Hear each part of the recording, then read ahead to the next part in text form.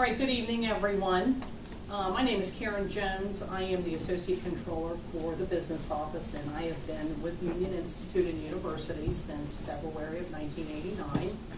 And a couple of weeks ago, Mary had asked me to help with this workshop, and I told her I'd be more than happy to, so welcome. And today we are going to talk about money management, and I've just simply named this workshop Money Management 101, and it's a Women in Union workshop, and today is March the 12th, 2015.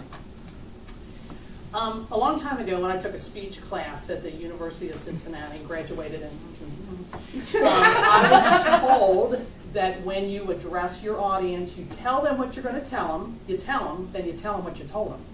So tonight we're going to talk about three topics. We're going to talk about personal budget, saving money, and student loans. But before we get started, I want everybody to take a penny pincher quiz. Okay. Oh, hello. Hi. Good. Come on in. Oh, hi, Tracy. I didn't think you were going to make it. Yeah. Thank you. I don't remember who told me that you were going to make it. You had your field today? And then No, Julia and it wasn't me. Carolina, would you like to participate in Yes, this quiz? please. Yes. Thank you.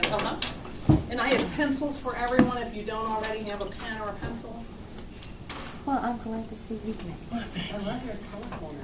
Oh, yeah, these were on sale. at I'm Kroger. trying to get used to it. I'm way I'm good. I'm at the Yeah. Addictions Council. Right over here on Furnace Place. Mary. Oh, okay, good. Thank you. Good.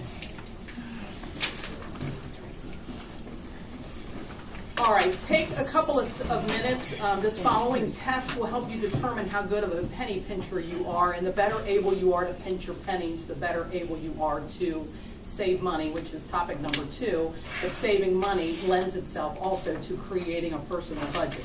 So don't cheat. No one here will see your answers. After you have answered the 10 yes/no questions, you can find out in the following text how you fared. Good luck.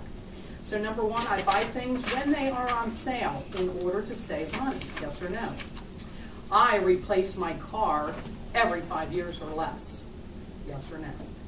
When I see someone who carries his or her lunch to work or uses public transportation, I am thankful that I'm not so poor that I have to resort to such measures. Number 4, I like to play the lottery. It's cheap fun. Yes or no?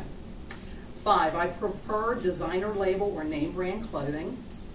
6, I have difficulty paying off my entire credit card bill each month. Number 7, I spend quite a bit more during the month of December than I spend during any other single month of the year. 8, if I lost my job tomorrow, I would have difficulty meeting my living expenses for the next 6 months. And 9, I'd be happier if I had more money to spend. And the last question is, it's very difficult to save money. How do you feel about it, yes or no? So look at your questions, add up all your yes answers, and then we'll start the grading. If the number of yes responses was between 0 and 2, El Cheapo, congratulations. You make the late Jack Benny look like a big spender. Keep up the good work. If you scored 3 to 5, well, to spend is human, but to save is defined. You've got a good handle on your financial life, but there's still room for improvement. Go directly to the 1,000 Ways. And this is by Jonathan Pond, and he wrote a book on 1,001 Ways to Save Money. If you scored 6 to 8, danger, Will Robinson, deficits ahead. You must have learned your spending habits from the federal government. Before it's too late, learn some good money-saving habits in these pages. And then 9 or 10, oh, step aside, Imelda. You're well on your way to becoming one of the world's big spenders. All right, so that, just keep that for, share it with your family and friends. I had my family do this and we had some fun with it. Okay, so let's talk about personal budgeting. And one of the things that I would like to hand out is just a pocket notebook for you to keep. Take one and pass it down. And should we? You gonna send these to the women's for tracking our expenses? You said the man's name was Jonathan. Jonathan Pond. Yeah. P-O-N-D. And here's the book that he wrote. It's called 1,001 Ways to Cut Your Expenses. He's written several books. Okay. And I saw him, I refer to it as in concert, he's not a singer, but I saw him present his ideas on how to save money.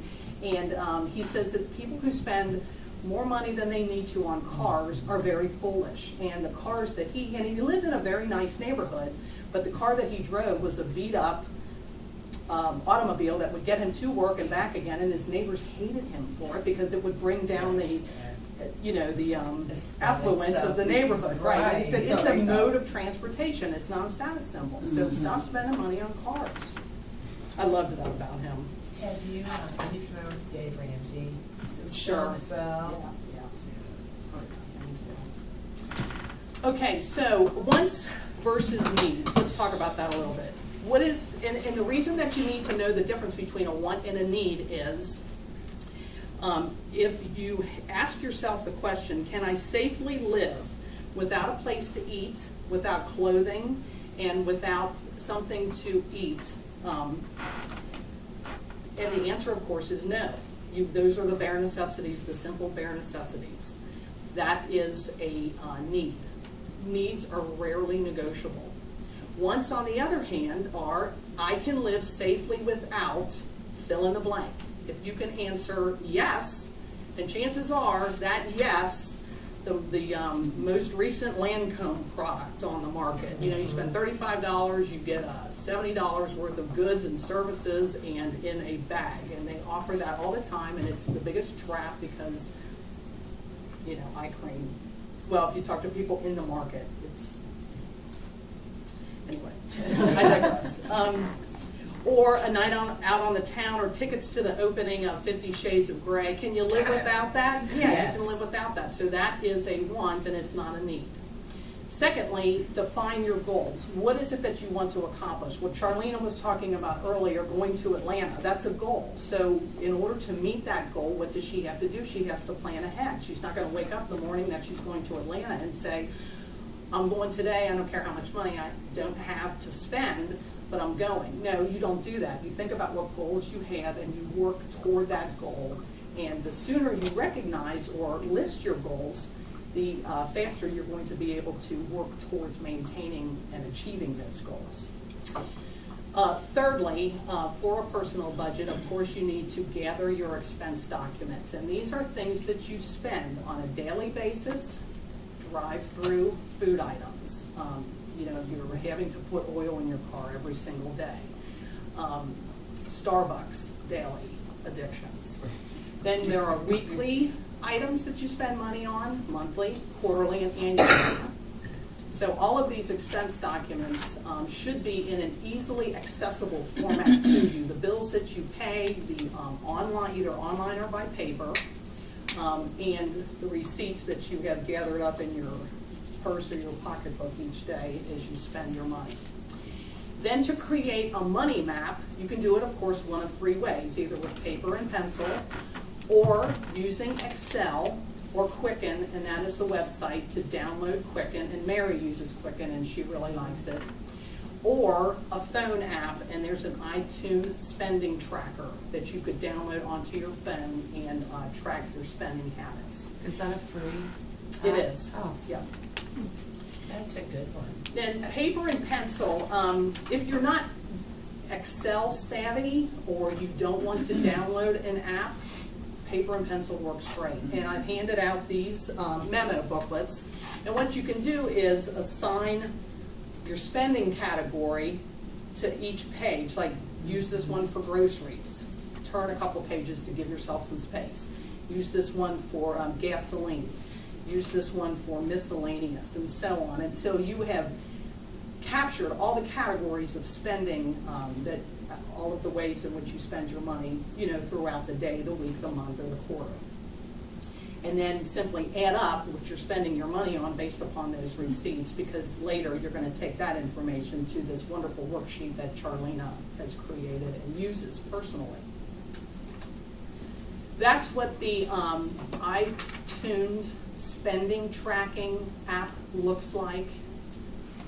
It's not as clear as I would have liked it to be, but that is on a flash drive that I'm going to hand out to everybody. And what we're going over right now, plus additional information to back up the slides, are on a flash drive that you can view at your own leisure. All right, so we talked a little bit about wants and needs, talked a little bit about defined goals.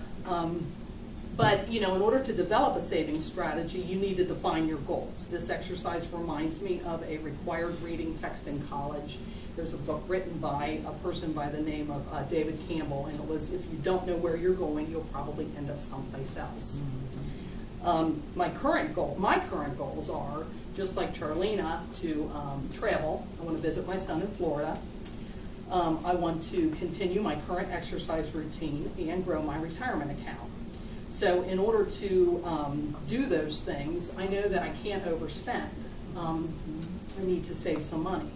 And in order to continue, one of my goals is to continue a current exercise routine.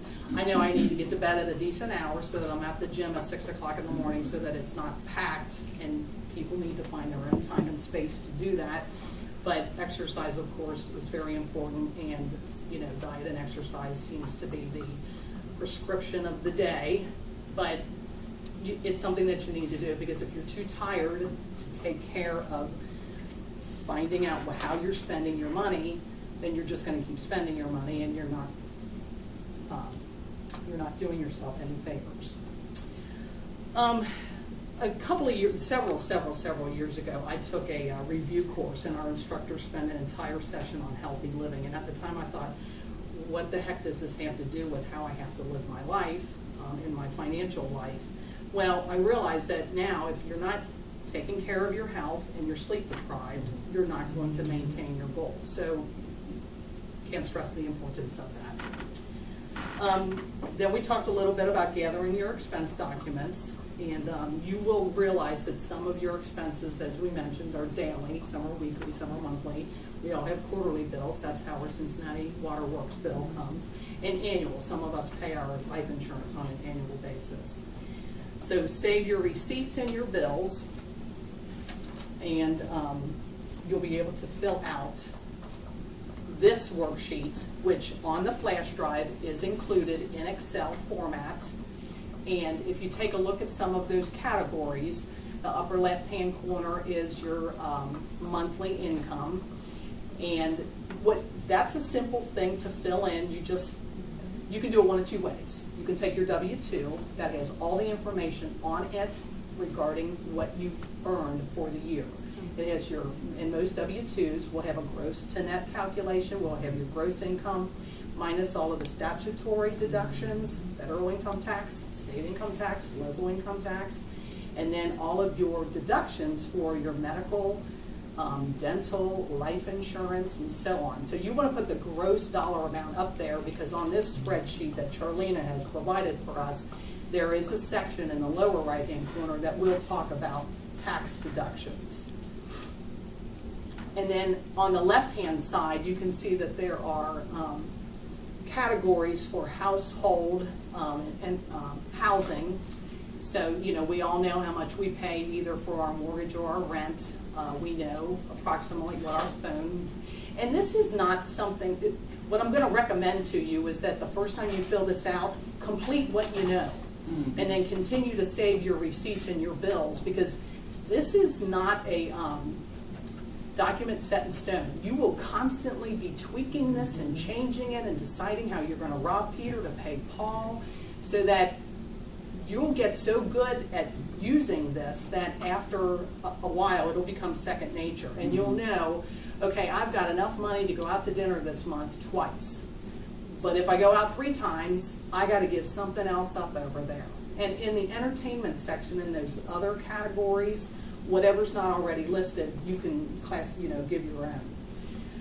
And as far as entertainment is concerned, I take a lot of my cost-saving measures for my daughter. She is so cheap. Shops at Goodwill. She goes to the library all the time, either to rent a CD or, get a book out. And the library is an excellent resource for all kinds of entertainment. Taking your kids there, the free programs that they offer. I mean, I can't stress enough how important it is to get a But cheap library is card. good. Cheap is good. Oh, yeah. Because when, just say, you know, you lose your job, you are used to living with just the basic needs. Mm-hmm. Yeah. It doesn't seem so overwhelming when something actually, you know, tragically happens. It's like, okay, I'm already used to just having this. I mean, I like it.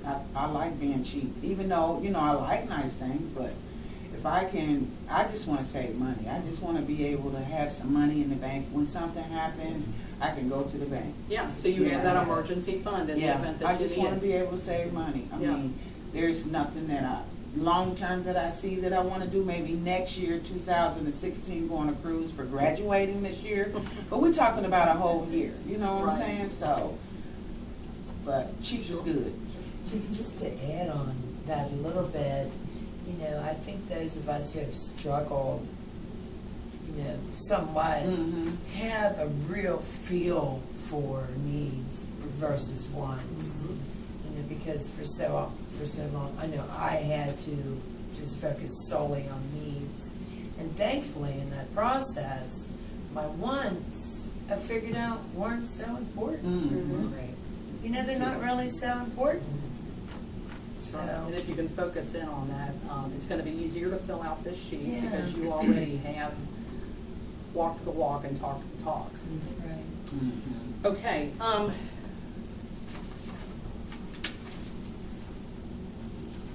All right. And, you know, again, the worksheet provides an excellent visual representation of how you are spending your money and what's left over at the end of the month. And, you know, don't be afraid to convert your daily and your weekly expenses. You know, you can use 30 as a multiplier for your daily expenses and 4.3 for your weekly, because there's approximately 4.3 weeks in a month.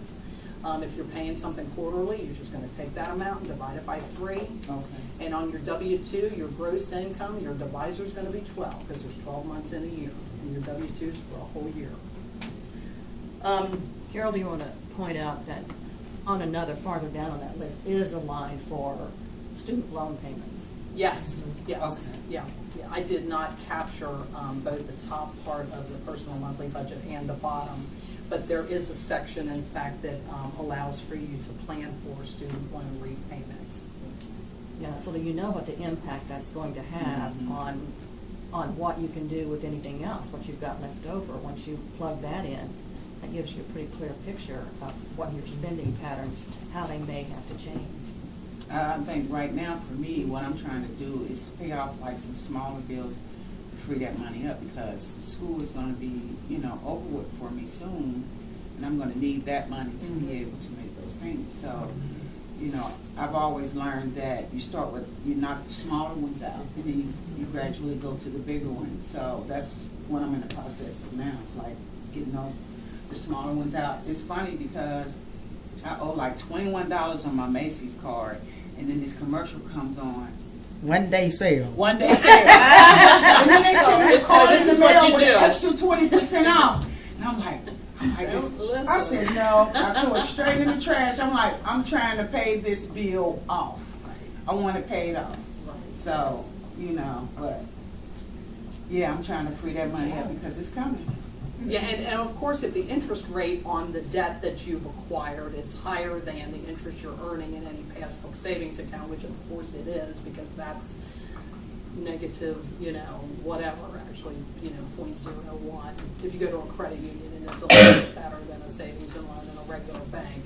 But you do want to chip away at your debt because that percentage rate is higher than anything that you can earn. Okay. Thank you.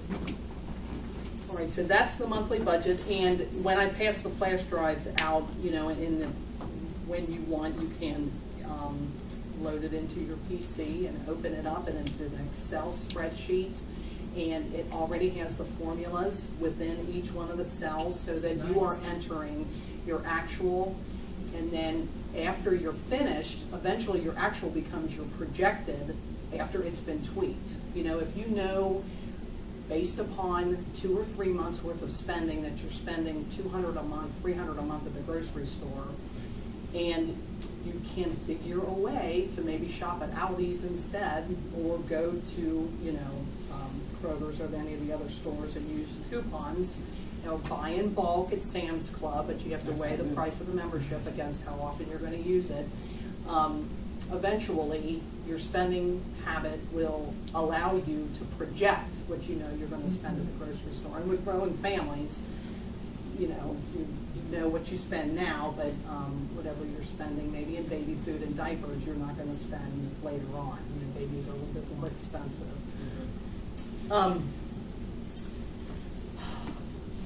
The next section that, the next topic rather, that we're going to talk about is saving money. I'm sorry, what did you say your name was? Tracy. Tracy, thank you.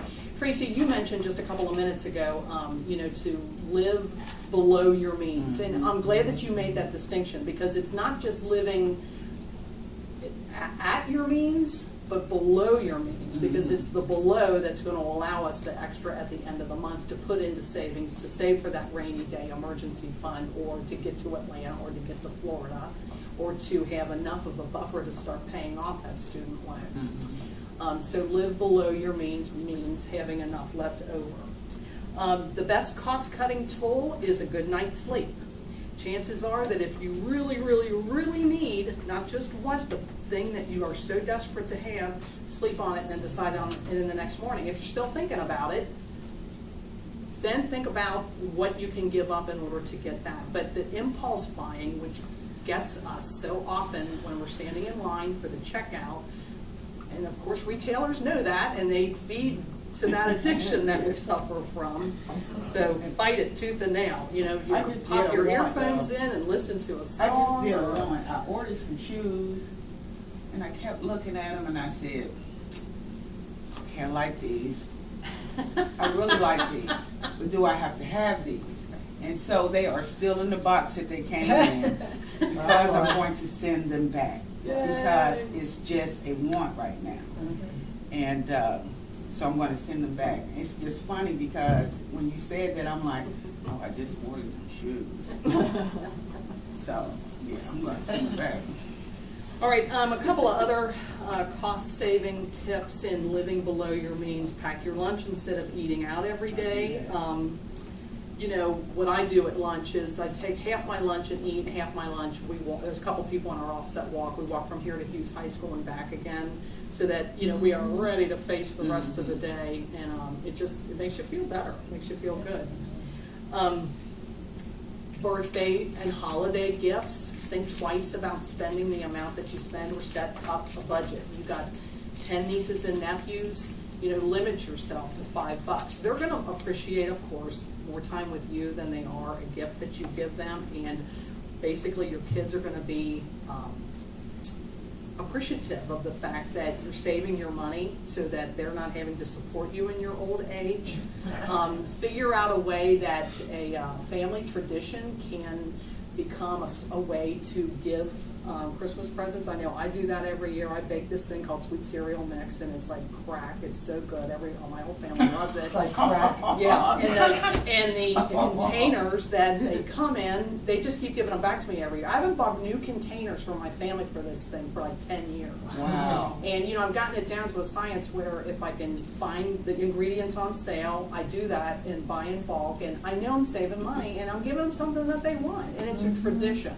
And each of, you know, some other people in the family have done that too, so we've all come to depend on, you know, the fudge from this person, the sweet cereal mix from this person, the banana nut bread from this person, so, you know, you can make a family tradition out of it.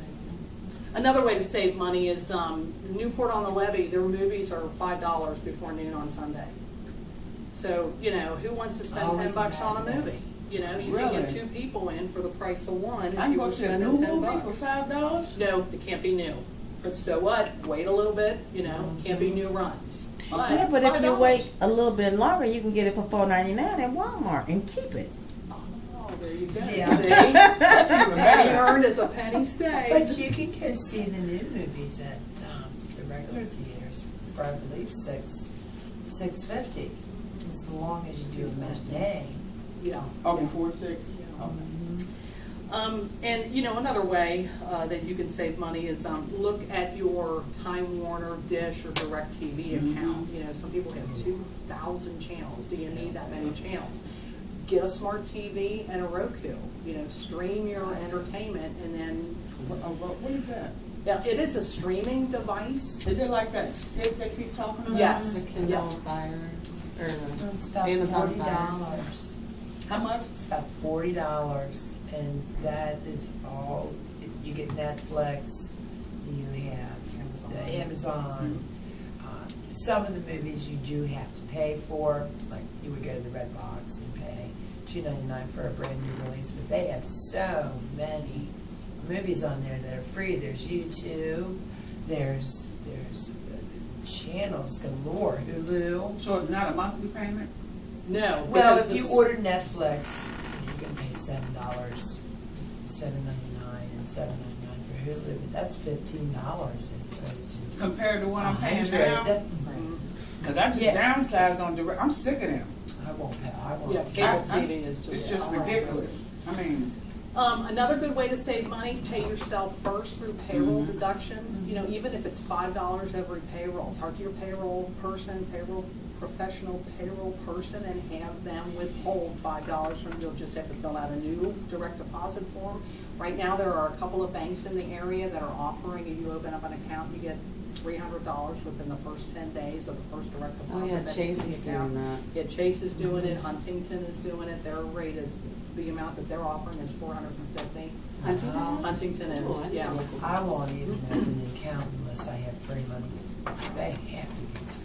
Right, and don't pay, you know, checking fee, anytime they're charging you, you know, there's a reason why they're charging you, and you can shop around and take your business elsewhere. Also, if your employer offers payroll deduction for your 401k or 403b, absolutely, by all means. And the beauty of the 401k or 403b is that it's pre-tax, which means that if you are, say, in a 15% tax bracket, every dollar you contribute is really only costing you 85 cents. So you multiply that by, you know, a couple of bucks, and over time, you're accumulating some retirement money, because obviously none of us work for companies that offer pensions. And then if your employer matches or contributes, that's boom shakalaka, Yeah. totally. That's, you know, some people say there's no such thing as a free lunch. That is the freest lunch there Yes. is, and should never pass that up. Don't use your tax refund as a forced savings plan. If you're getting money back every year and you're counting on that money, they have had your money all year. To get your W-4 and revise it, and your payroll person will help you do that. Say, this is what I think my income tax liability is going to be, how much, and because they have all kinds of what-if scenario software on their PCs, and I know the person that does our payroll here at Union is wonderful, and I'm hoping that you guys work for a place that offers the same kind of service. But you know, have them work with you and fill out your W-4 accordingly. Pay as you go. okay. Yeah. All right, a debit versus a credit card. Again, pay as you go, but call your bank, the bank issuing company for the debit card. Make sure that you understand if there is a fee involved in using the debit card. But make sure that every time you do use it, you record it in your check register, because the bank's deducting it from your balance each and every time you make your purchase. A credit card, it's kind of out of sight, out of mind. You use it, and then you pay at the end of the month. And then if you can't pay at the end of the month, the interest starts to accrue. And the credit card companies have gotten savvy, and they're starting now to even print on the top of the first page of the credit card statement how many years it's going to take you to repay it if you make only the minimum payments. So, be aware that it's costing you to not manage your money properly. Be cautious about using a debit card online. You should not be purchasing online with a debit card. Why not? It's, if someone accessed they can empty your checking account. Because if someone were to steal your number, they can clean out your checking account. But your credit card, they can stop, they can limit the damage. Yeah, and you may get fraud alert or something that Yeah, Mary's right, that your liability with a debit card is definitely different than it is with a Right. credit card. I just want to add too, when you go to a bank, and they offer you a debit card with your account, you have to specifically tell them that you want to opt out, which means you don't want them to allow you to swipe that card for money that isn't in your Mhm. account. Because if you don't say, I want to opt out, their policy now is they opt you in, and they don't even tell you that, so that they let you swipe over. Right, because they're the counting amount. on that They overdraft. want that Yeah, overdraft. $26 So you on have that. to be It's really fee careful income for about them. that. Yes, absolutely. It's not fair, but it's. Number 4 is get help from a professional credit counselor if you need it, but make sure that who you choose is not only a member of the Better Business Bureau, but is also a not-for-profit organization. And that www.nfcc.org will give you names of reputable not-for-profit organizations that will help you consolidate your debt into easy payments. And will contact your creditors on your behalf and work with you. Number 5, every birthday, change your smoke detector battery, which we already do anyway, and check your credit score. And you can do that by going to www.annualcreditreport.com or call 1-877-322-8228. And why is it so important to know what your FICO credit score is? And FICO simply stands for, I knew this last night, Fair Isaac Corporation, which is the company that created this measurement of our worthiness. It's important because you can borrow money at different rates depending upon what your score is. They say to aim for 700. Is it true that you get penalized if you check it too much?